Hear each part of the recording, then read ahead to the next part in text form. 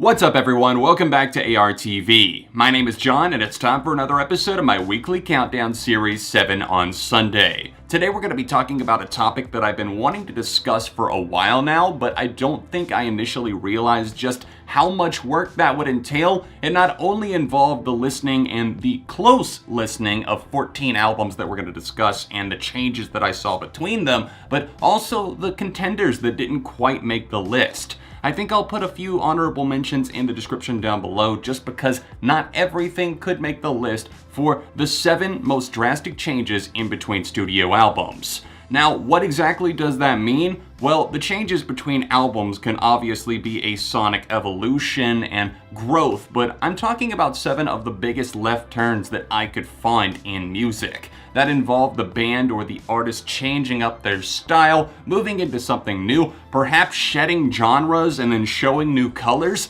I find all of these to be very fascinating, and we'll go into it in more detail as we discuss each of the picks, but I do hope that you enjoy this video. If you find yourself enjoying it, then please leave a like on it, subscribe to the channel, and drop a comment down below letting me know what you think some of the biggest changes in sound actually were. Keep in mind that there are others that I feel could have fit this list, and there were more that I considered, but I tried to pick from a pretty wide variety of genres and styles.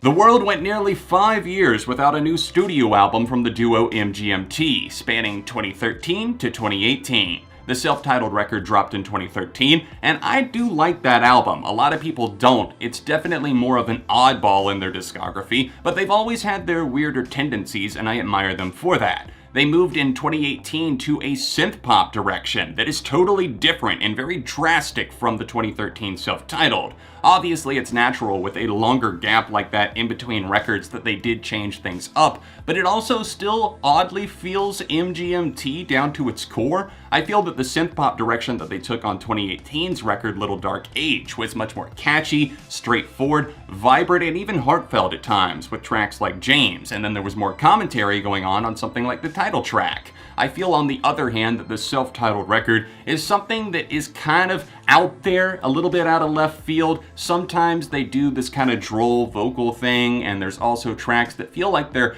kind of almost swallowed whole in some other atmosphere. And I like that. It's an eerie quality, and I feel it's an album that's meant to be taken in full. Despite the fact that they are very different, I really like both of these records, and I would love to know, if there's MGMT fans watching, which do you prefer?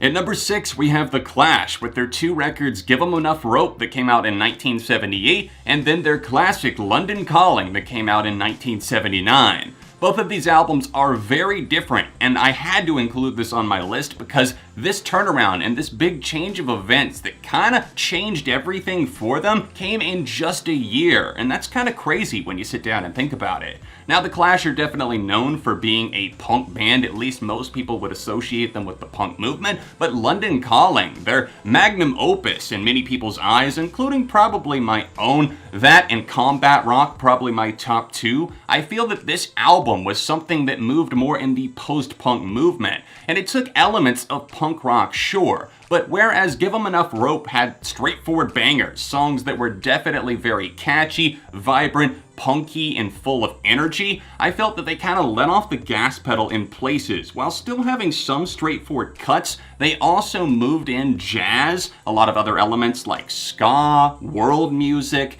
It was a different type of affair, and I really love it for that. Now, I don't think I love it as much as some people do, because many people list that among their top 10 favorite albums of all time. But London Calling is still a fantastic record that is over an hour long, and there's so much that you get in that experience. Whether you're rocking out to something like Jimmy Jazz, Guns of Brixton, the title track London Calling, and one of my personal favorites, the last minute edition Train in Vain, that song almost didn't make it onto the album, but Joe Strummer said, you know what, we recorded it, we're gonna put it on there, and I'm so glad that we have it in their discography. I like both of the albums for different ways, but you have to admit that this was a pretty big turn of events from The Clash in just a year.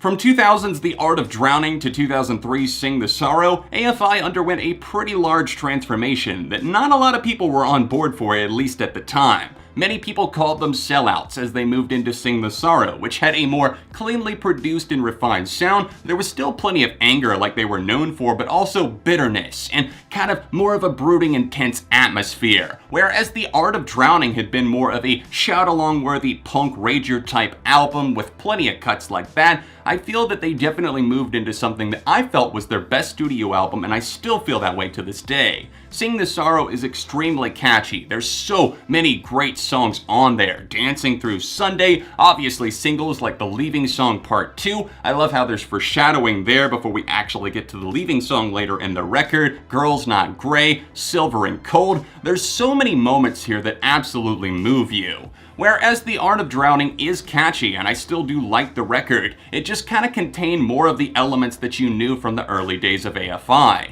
Davey Havok and Jade Puget have played in tons of bands together, a lot of projects over the years. They have a great chemistry, but in those early days, I go back and listen to that material, and I can only take so much because punk in general, if you're not adding something extra to it, it can kind of get monotonous. But with Sing the Sorrow, they retained some of their roots, but they moved into something that was a drastic change, something that had big, soaring hooks, but also some verses that had some nice writing on them, and I love how poetic it feels. It's a very different change. Some people still don't accept it and only listen to albums 2000 and back to this day, but I absolutely love it, and I encourage you to give Sing the Sorrow another chance. And isn't this exactly where you like me? I'm exactly where you like me, you know. The sun was always in her eyes. She didn't even see me. Many of you probably saw this one coming, but at number 4, we had to include Panic at the Disco on the list because, of course, that was a huge change from their debut album, A Fever You Can't Sweat Out in 2005, to Pretty Odd in 2008. They debuted on the scene with an album that took elements of Baroque pop, alternative, and even pop punk. They landed a huge punch with so many catchy songs, fervent singles that definitely gained them a lot of attention and fame, and they even got the Rolling Stone cover before Fall Out Boy. Now, if we fast forward a few years to 2007, we see the members starting to come off of the touring cycle for Fever. They wanted to create something new, and they were having trouble landing on a direction. Ryan Ross and Brendan Urie, from what reports say, were having some animosity, and obviously Ryan ended up leaving the band in 2009 after the Pretty Odd cycle. It's a record that definitely broke them in many ways, but I feel it's so beautiful, and in my opinion, it's definitely one of their best. It's my personal favorite, and it's an album that takes influences from the Beatles, from 60s and 70s styles of music, and it's something that plays up to a different degree. It took a huge turn, dramatically so, into something different. It was a big risk, but I admire them for that. It's an album that doesn't exactly have a ton of acclaim to it. Many people found it derivative, many people just didn't like the fact that they weren't continuing the sound of Fever, but I love both of those albums for very different reasons. A part of me always wonders what would happen if they had released the Cabin album, their unreleased collection of songs that was made before Pretty Odd. I know somebody has it on a hard drive somewhere, but according to a lot of sources close to the group and people who know members of the band, they say that it was kind of an amalgamation of Pretty Odd and A Fever You Can't Sweat Out. So imagine the blending of those two worlds and putting it into the Cabin album. Maybe someday we'll get it, but for now, we know there was a very, very big change in between records. Yeah, what you saying to it? Old money, look, no money, don't do it. Make a turn around in they lane like a UA, and I'm only looking back if I'm looking at a booty.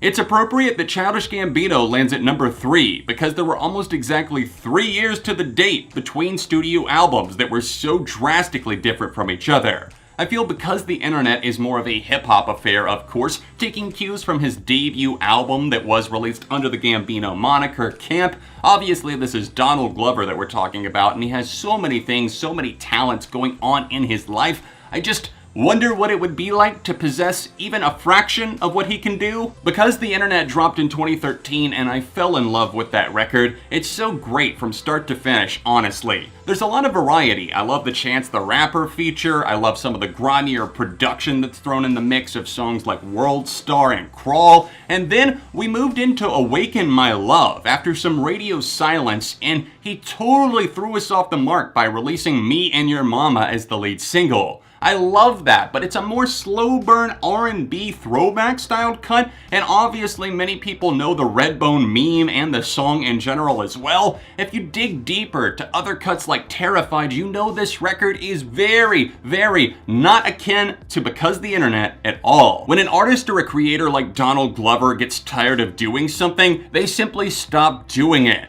They don't give a transitory period to say, hey, I'm gonna kinda ease you into this. I like that it was just the big swerve and it was still really, really good quality music. So I definitely had to put this on the list. A huge, huge sonic change, but I love both of the terrains that he explored.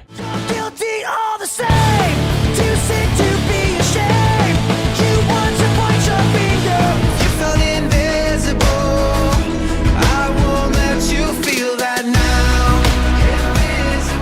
Inching our way closer to the top of the list, I had to save a spot at number 2 for Linkin Park. I don't know if I've ever heard this magnitude of a shift between harder leaning rock, heavier alternative rock music, into something that was more of a pop or possibly pop rock affair. I'm obviously referring to the change in between 2014's The Hunting Party all the way to 2017's One More Light, which was unfortunately the final album with Chester Bennington on lead vocals. The Hunting Party was really interesting to me because it came out of Living Things and saw them having this animosity and anger built up. It felt like there was a lot of pent-up energy there, and the expression on that album, even starting with the opening cut Keys to the Kingdom, was so enlightening in many ways. And they really pummeled throughout. Even the interludes, Drawbridge, Line in the Sand, I felt were so good. And then they moved into One More Light, and they had a lot of outside co-writers, which definitely influenced the sound. Everybody from Justin Tranter and Julia Michaels to other people that the band felt comfortable with appeared on the record. We even got a Stormzy feature, Kiara featured on the lead single Heavy. I didn't care for that track at first, and I still don't care for many of the songs on the record. And that's not just me saying that because Chester has passed away, he's no longer with us, but it's because the record really suffers in terms of quality overall, but there's tracks that I have come around on. I feel that The Hunting Party was more of an aggressive affair, like I said, because they wanted to get something out. And it didn't feel like a huge change from Living Things in some ways, it just felt like they wanted to get that anger that they had in their earlier days and channel it into heavier sounding music. But the shift in between that and to something that was just so loose, so produced, and so clean on One More Light, it really didn't feel right. But Linkin Park always have changed up their sound in between records more than even a lot of bands. I know some people throw curveballs, but nobody throws them quite like Linkin Park.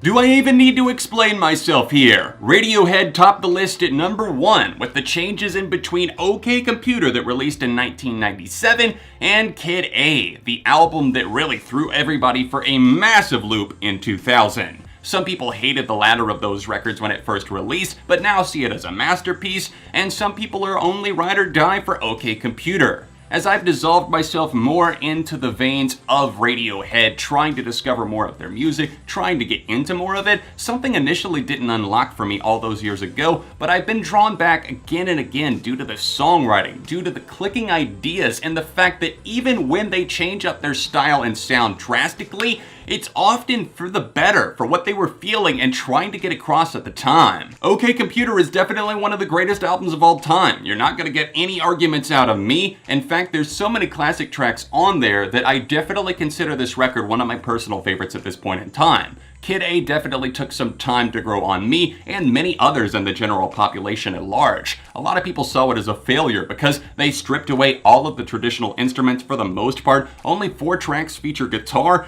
and so many people were listening to tracks like National Anthem and they're thinking to themselves, What the hell is this? What have they done? They've driven the car into the wall, and what am I even listening to now? Well, what happened behind the scenes is that Thom Yorke, leader of the band, really decided that he was fed up with traditional melodies, traditional songwriting styles, and he wanted to write in a different way. That's why we hear a lot of electronics on this record. It feels very fresh and very raw at the same time still to this day. It feels like if it came out now, it still wouldn't feel like, oh, this sounds super dated, because in many ways, they were always ahead of their time, and I never gave them credit for that back in the day. I do feel that OK Computer is the superior album, but Kid A, even for the left turn that it was, it's still something that I don't at all see as a failure or a change that I couldn't get on board with. It's definitely an intense listen, kind of an isolated feeling that sits with you as you play it through, but definitely hear it from start to finish. Give it a chance even if you're only into some of their more, I don't know if pop-oriented records is the right word, but still, some of the more popular and widely acclaimed albums. The record is definitely worth your time to hear in full, as is their discography at large. It's something that I've had a blast getting more into over the years, but also take your time with it. Don't push yourself, and if it's not for you, then it's not for you. Thank you so much for watching this episode of 7 on Sunday about 7 of the most drastic changes in between albums of all time. Let me know any additions that you would give to the list in the comment section down below, and please drop a like while you're at it, subscribe for the love of music. Any and all interaction is appreciated because the gods of YouTube smile nicely upon those who get lots of interaction, and then they stick me in recommended. Be sure to check out the last episode of 7 on Sunday that I posted. It was on my favorite cartoon theme songs from my childhood. Go show that some love by tapping here, or if you would like to see another Radiohead review, I don't blame you if you do, then tap right over here. Socials in the description, and I'll see you soon for more on ARTV.